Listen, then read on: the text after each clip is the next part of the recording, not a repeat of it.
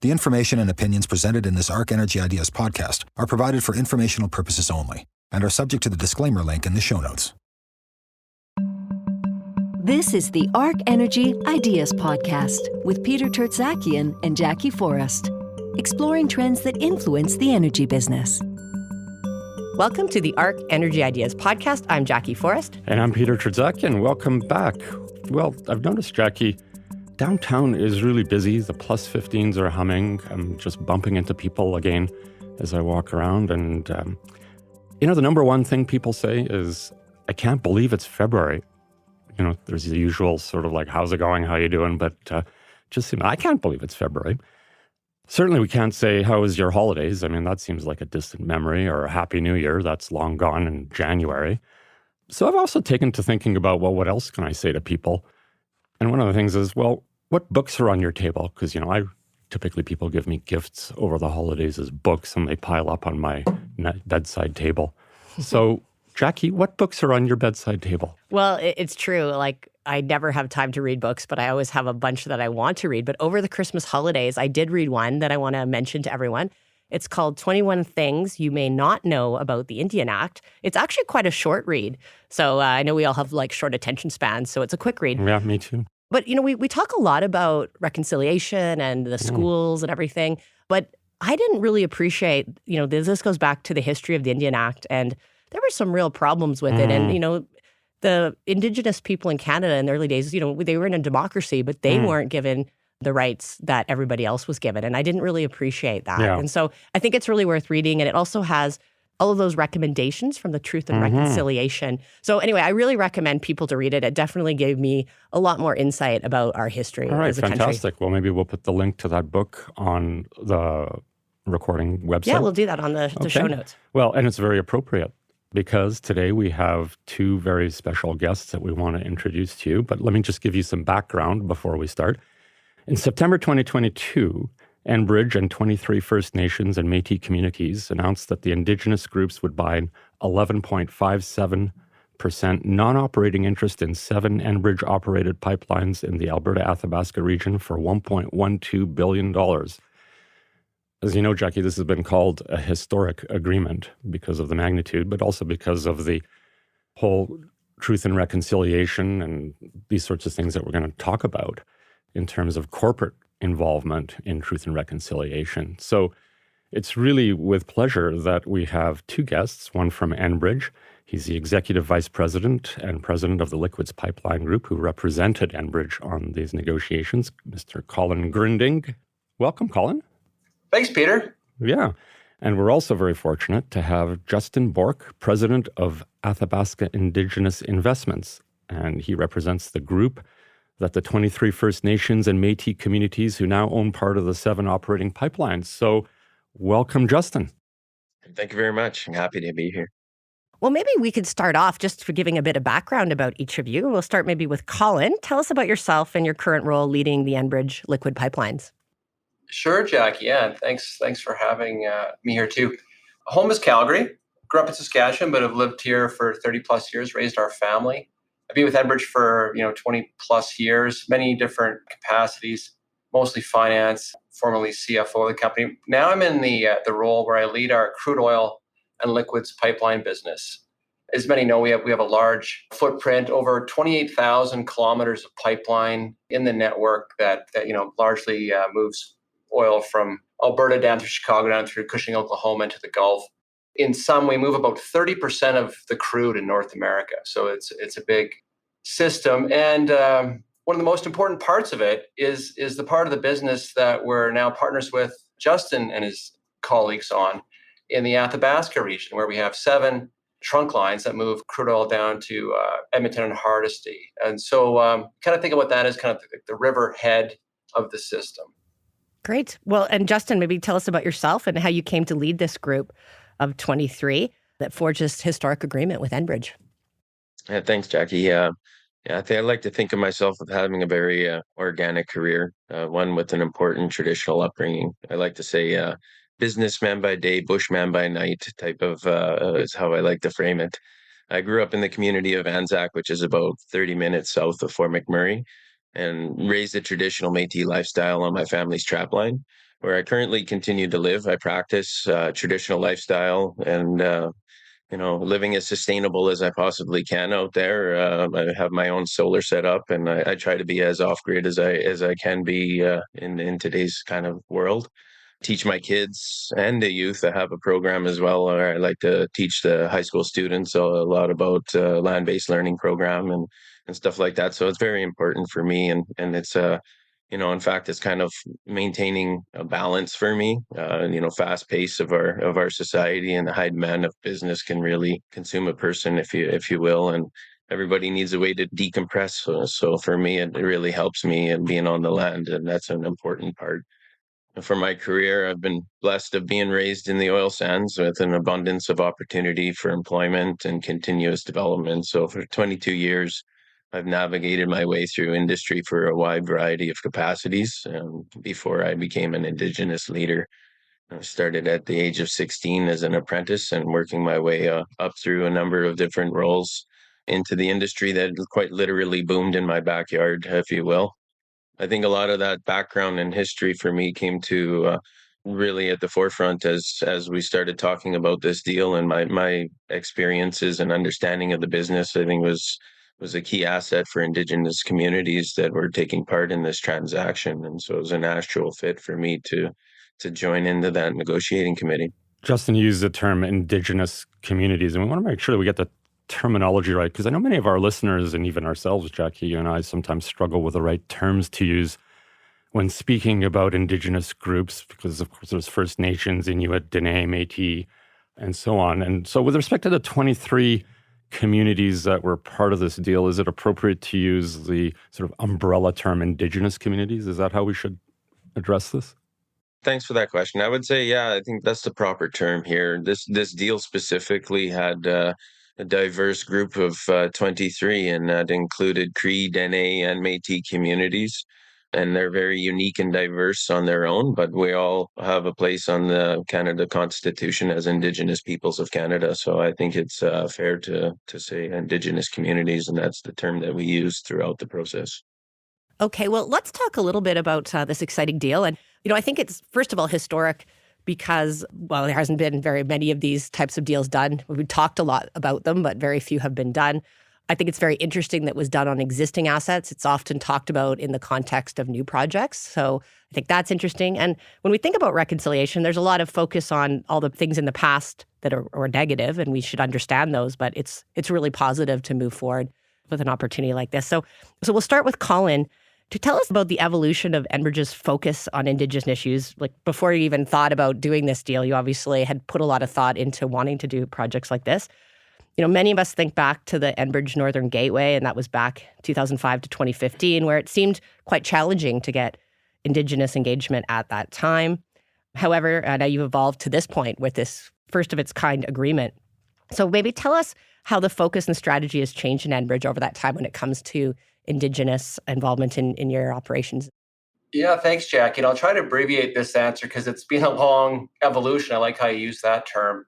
Well, first of all, I think we have a unique business relative to most businesses where we have this long linear footprint. We cross many communities, states, provinces. In fact, we interact and neighbor with over 200 Indigenous communities just in the crude pipeline network. So we've been around for many decades. So it's been a long evolution. You referenced the Gateway example, but there's been a lot of interaction and frankly learning along the way, right? Day to day, community by community, project by project. And I think we've learned a lot that has informed the evolution to this state of finally co-investing as full partners with Indigenous communities. And, on Gateway, as you mentioned, we didn't get everything right there for sure. We did some things right. We're proud that some may not recall that we did end up securing equity partnership agreements with the majority of Indigenous communities along the right of way. Now, that never proceeded, but it was a first. And I think that's set a model for this transaction, applying the learnings. Another big step in our evolution, to put a point on it, would be around our Line 3 replacement project, right, that we put into service in the fall of 2021. $10 billion, 8 years in the making. And it was that project, I think in particular, that really transformed the way we engage differently with Indigenous communities. For example, we created a dedicated supply chain to steer work and contracts to Indigenous groups in Canada and in the United States. Over $750 million of contract procurement spend. In Canada alone, we had over 150 Indigenous businesses involved. At the peak, we had 1,100 Indigenous workers, representing over 20% of the workforce. And ultimately, just broad engagement, including cultural surveys that we participated in, and tribal monitors to observe our work and the environmental practices. So you can see how these kind of pancake and add over time. And then ultimately, we transformed further into attempting and successfully executing an equity co-investment with Justin and 22 other nations to create that full alignment, right? Full on equal partners. Mm-hmm. So bottom line is there's lots there, but we're still evolving and still learning. So what you're saying, Colin, is that there's been a long road to sort of corporate learning in terms of how to engage with the Indigenous communities. So that's from your lens. Justin, I'd like to hear from your lens, from the Indigenous side, how you have viewed the evolution of individual communities or the collective dealing with the corporate world. What changes have you seen over the last 20 years? Oh, I think there's been some substantial changes over the years. I think we've touched on a couple of key words there that I'll probably also echo. And the evolution piece. It's a continuous evolution of progression. I think that we're on, and you mentioned a long road. I think that it's important to realize that we're still on that road, and we're not at the end in any way, shape, or form. But we've definitely come a long way. Historically, I would say that relationships were strained for the most part, a struggle to come to alignment and understand each other, to respect each other in a way. But I think we got to stop and ask ourselves why at some point in time. And I think, I think some of the challenges historically have been bred through the process in which we were needed to engage in. And that, so, I think some of that process through the formal construct of a consultation, I think consultation is very, very necessary, has had a very important role both in the past and today, currently, but it also creates an environment of conflict, if you will, where typically there's a winner and a loser, and there's little room for collaboration through consultation. And, I think we continue to see ourselves move through the evolution, and we see a new way now, and one that's open, collaborative, and inclusive. And I'd say that new way now is more through an engagement lens than a consultation formal construct lens. And when you open that door to engagement, you have the opportunity, and it's a different framework. We can both listen, we can both learn, we get to create respect and understanding for each other. But I think most importantly, through engagement, we begin to see the mutual opportunity that it has to work together. So I think over the past 20 plus years, there's been a long road that we've been on, and a great progression on that evolution. But the reality is that it is still a long road, but at least now we're on the same road and in the same direction, if you will, so to speak. So, Yeah. I really like, Justin, how you talked about it. It was always sort of a winner and a loser sort of scenario with the negotiations. Now it's more working collaboratively and being partners. Big change, obviously. Colin, I want to talk about, many of our listeners may not know that Enbridge is one of the first corporate Canadian companies to issue an Indigenous Reconciliation Action Plan. For those that haven't read the book that I read, the Truth and Reconciliation Report did have an action number 92 that called upon businesses in Canada to commit in a meaningful way to consultation, equitable access to jobs, education. Now, Enbridge has moved in the direction of that with this report and made a bunch of commitments. I do want to have a little side note. It's really worth looking at that report, not only because of the great content, but the artwork in it is amazing too. So I will put a link in the show notes. Jason Carter, who's an Indigenous sculptor, painter, and illustrator, actually did a lot of work to illustrate your report. And so I encourage people to look at it for two reasons. And it's exciting to see Jason get so much profile, and you see his work everywhere, but it was exciting to see it in your report as well. But anyway, back to this. Colin, tell us about the commitments you made? Some of them are quite significant, and how you're going to track them and make sure you actually deliver on some of those. Yeah, thanks, Jackie. We share your excitement about Jason's work. Art is important, and it draws people, I think, hopefully into the document, hopefully inspires them, and helps us remember to act on the commitments made in the document.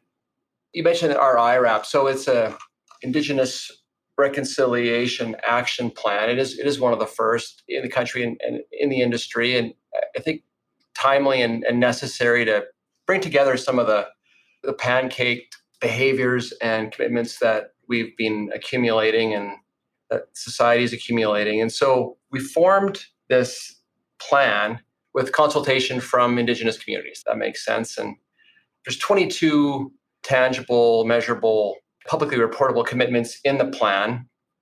We've organized them in various categories. For example, community engagement, employment and education, sustainability, economic inclusion, which is where this partnership would fall, governance and leadership, et cetera. So it's really about increasing our accountability around this and improving. And so we'll report our progress against these commitments annually, and we'll publish a full report every couple of years.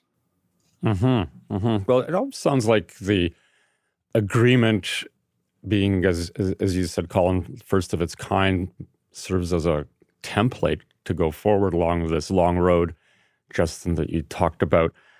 But let's dig into the agreement itself, the equity share and the 11.57 to be precise, percent of equity. Talk about that and what it means to the Indigenous communities.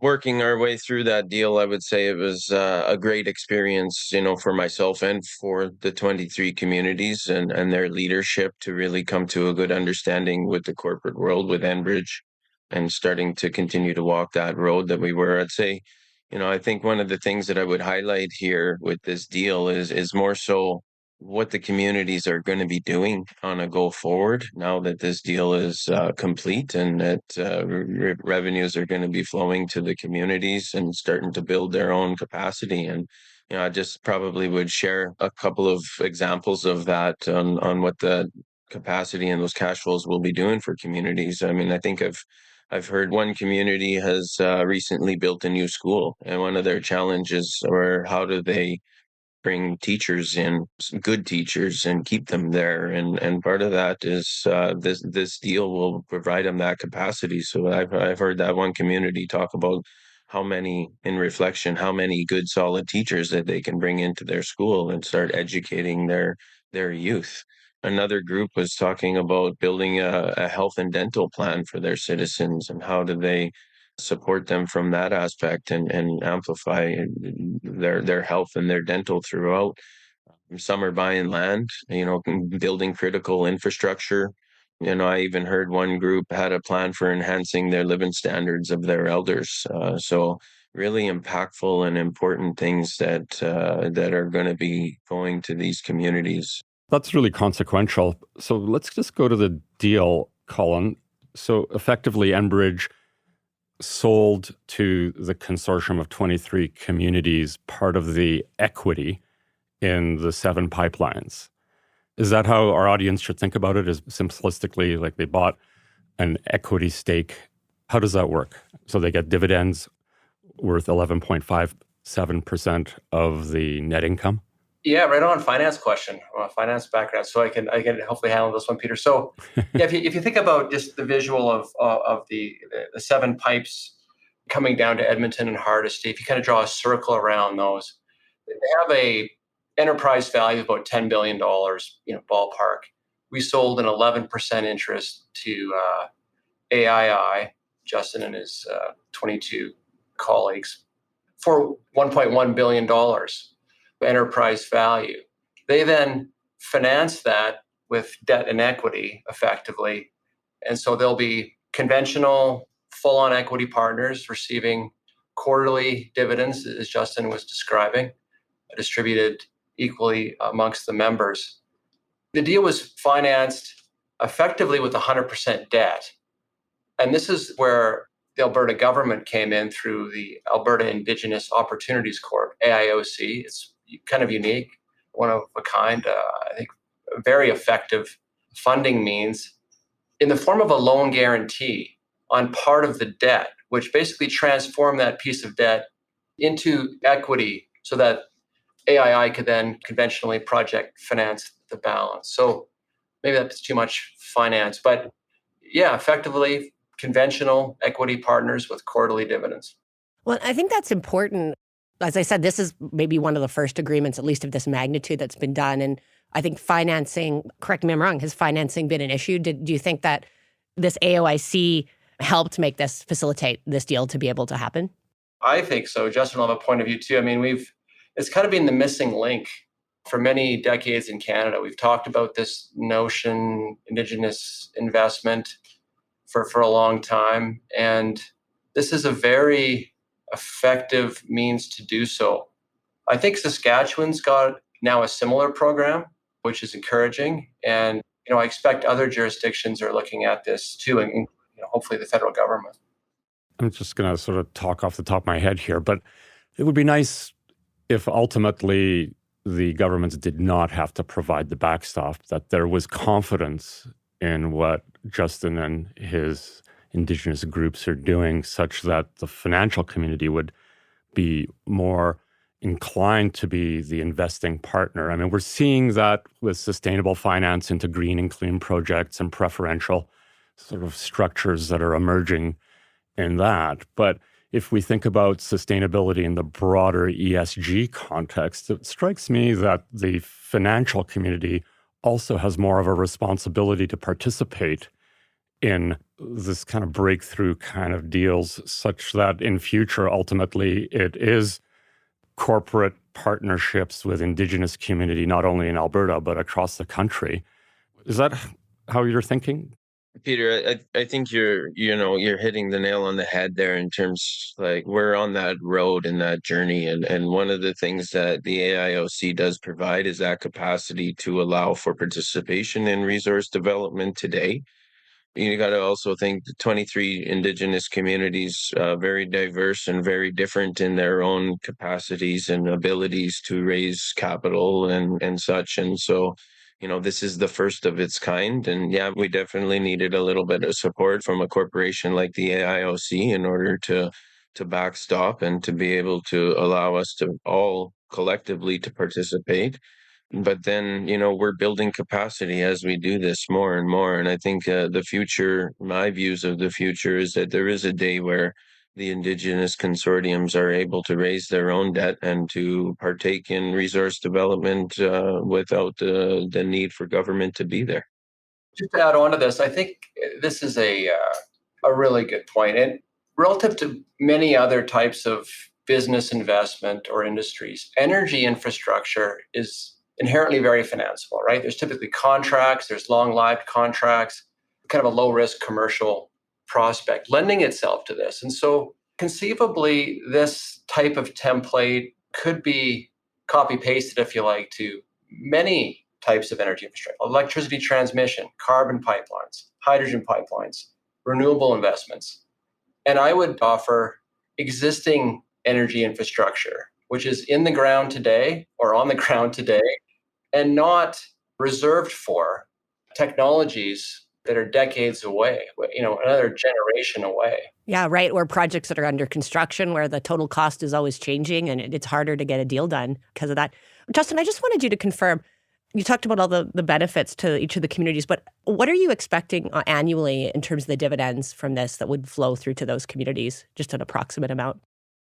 Yeah, I think approximately we're looking at, upwards to in and around $10 million annually that would be going to these communities. I think one of the other pieces that I would probably highlight with respect to that is that the way that we like to look at it is talk about Indigenous inclusion and partnership and what it does for the Indigenous parties in the communities, but we don't really shed light on what it does for our economic opportunity as Canada, as a province, and as a country. You take that value and you think of that, if not for this transaction, that value would be going to investors, maybe in Canada, maybe in Toronto, maybe in New York, in the US, or elsewhere. we're able to take those cash flows and direct it into our Indigenous communities, which builds their capacity, and that will ripple out from those communities into the neighboring towns, into the larger hub cities, and our every year it just strengthens us as Canada and as a province in general. So.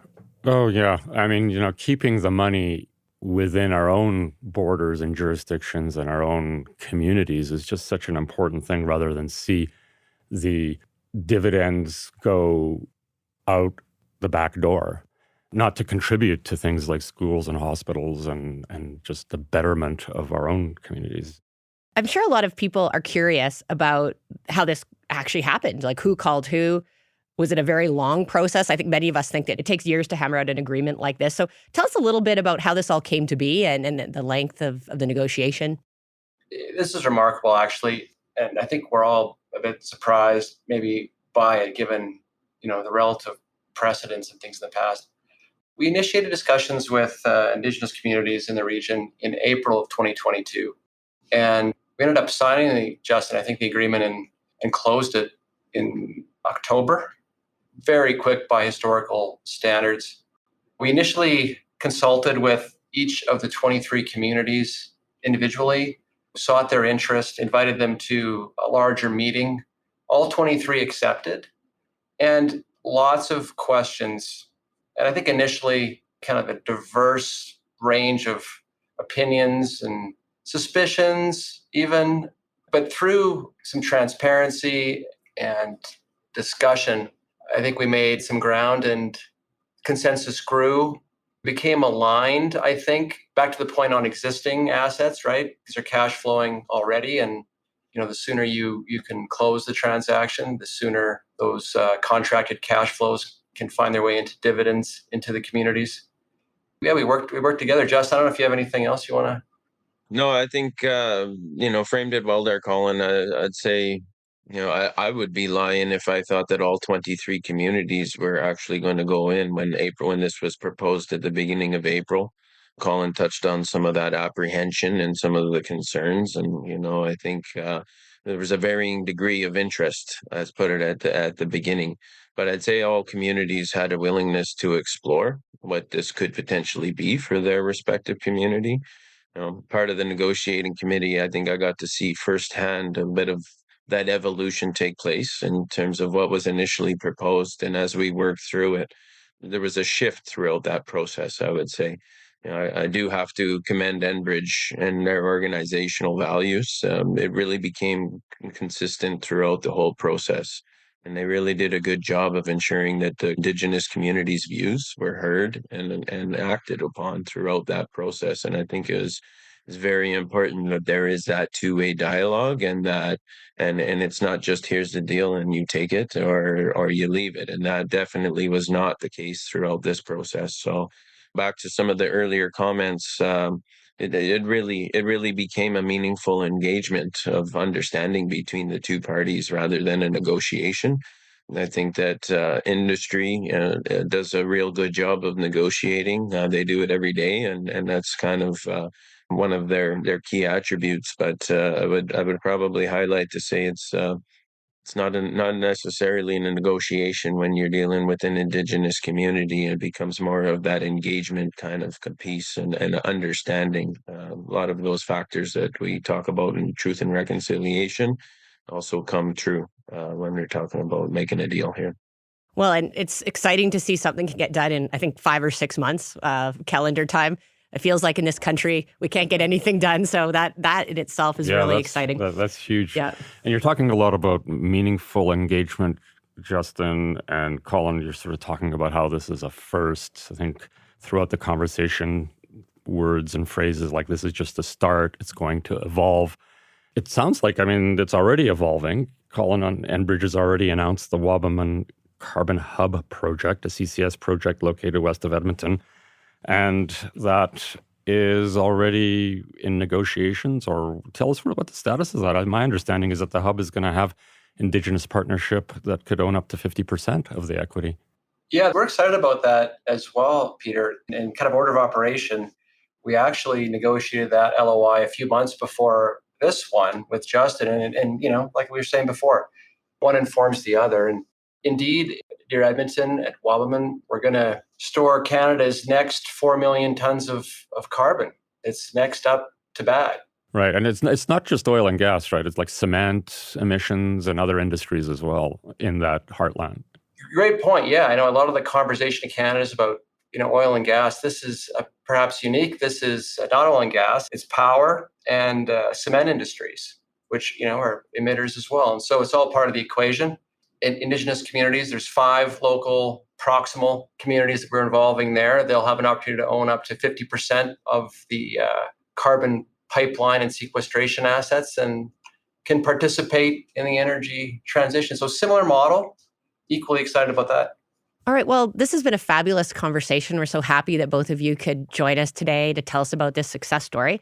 To wrap it up, I think many companies may be struggling about how to participate in Indigenous reconciliation and how to create better partnerships. What would be some advice you would give them to get going from each of you? In summary, I think genuine engagement is very important, and the values which those corporations and companies carry are very important to make sure that they hold true to those values, because values are very key in Indigenous culture. And so I think we look to the corporations to carry a very similar type of importance in their values. And I already highlighted a little bit. It's not. Don't look at it as a negotiation with your Indigenous partners. You're trying to build a lasting partnership. One that lasts generations at the end of the day. And so when you're looking at that, you really need to be ready and committed for the long term. It's not just another deal. Yes, we did this in 5 to 6 months, and it was precedent setting, and it was fast to close. But the relationship and the engagement piece between AII and Enbridge is long lasting, and that's an important piece to carry forward and consider. I'd agree. I like your point on long term. I think at one point your group cited 7 pipelines, 7 generations, and that's how we need to think about these relationships. Be humble, listen and learn, and don't let perfect get in the way of good. Well, there'll be another part of the relationship to follow, and we can improve it henceforth. So, well, that's just fantastic. This has been a great conversation. We started out with me quizzing Jackie about what's on her bedside table. She talked about 21 Things You May Not Know About the Indian Act, a book by Bob Joseph that we'll put the link on. Books like that are generally really informative and super important in terms of understanding the past and where we've been. But I feel like this conversation has been about the here and the now, a really positive story about where we're also headed in the future. And that's super important because looking ahead, I feel after this conversation very heartened that we can make positive change in this country and move forward with important things that matter to our communities here in Alberta and beyond in other provinces. So thank you very much to both of you, Justin Bourque and Colin Gruending from Enbridge. Thank you all. Thanks for having me. Yeah, thank you for that inspirational story. And thank you to our listeners. If you like this podcast, please rate us on the app that you listen to and tell someone else about us. For more ideas and insights, visit arcenergyinstitute.com.